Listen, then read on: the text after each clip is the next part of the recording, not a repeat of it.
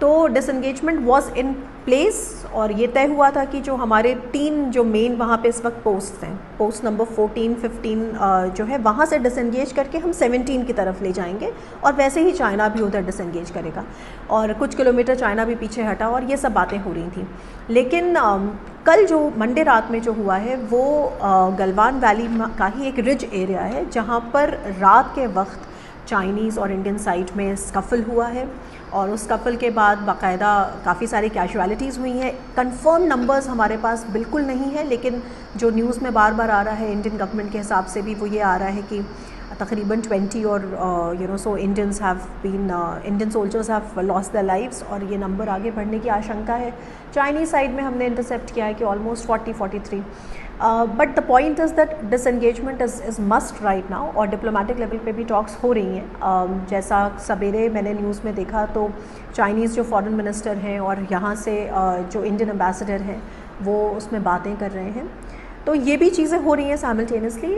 एक disturbing news ये ज़रूर आई है कि चाइना ने गलवान वैली पर अपनी सॉवरेनिटी को डिक्लेयर करा है, जो कि कहीं से भी लॉजिकल नहीं है, क्योंकि हालांकि LAC डिस्प्यूटेड ये है बाउंड्री है, लेकिन जो गलवान वैली का रीजन है वहाँ पर डिस्प्यूट नहीं रहा है।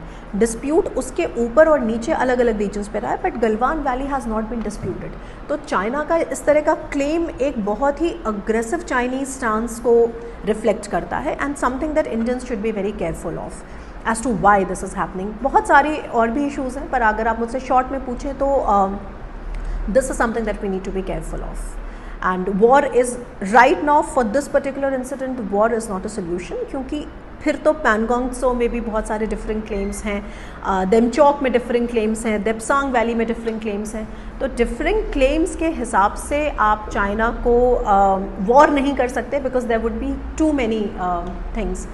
19 और गलवान वैली इसलिए भी की है क्योंकि गलवान वैली ही वो एरिया है जहाँ पे 1962 की वॉर भी प्ले आउट हुई थी।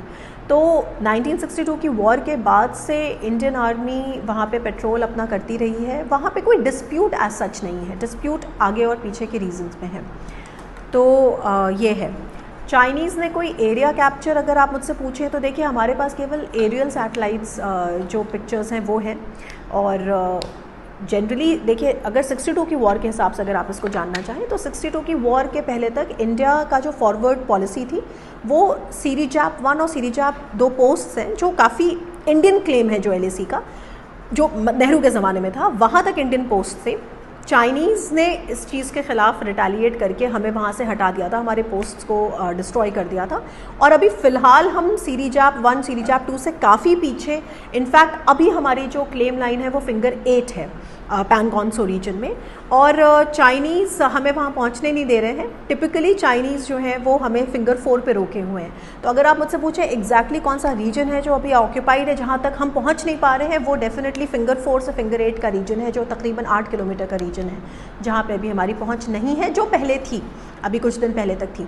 तो इंडियन गवर्नमेंट का स्टैंड ये है कि अप्रैल का जो स्टेटस को है वहाँ पे हम रीइंस्टेट करें, पर जो अभी है, तो इस वजह से मेरे हिसाब से वॉर बिल्कुल ऑप्शन नहीं है और डिप्लोमेटिक सोल्यूशन ही इसका एक सोल्यूशन है।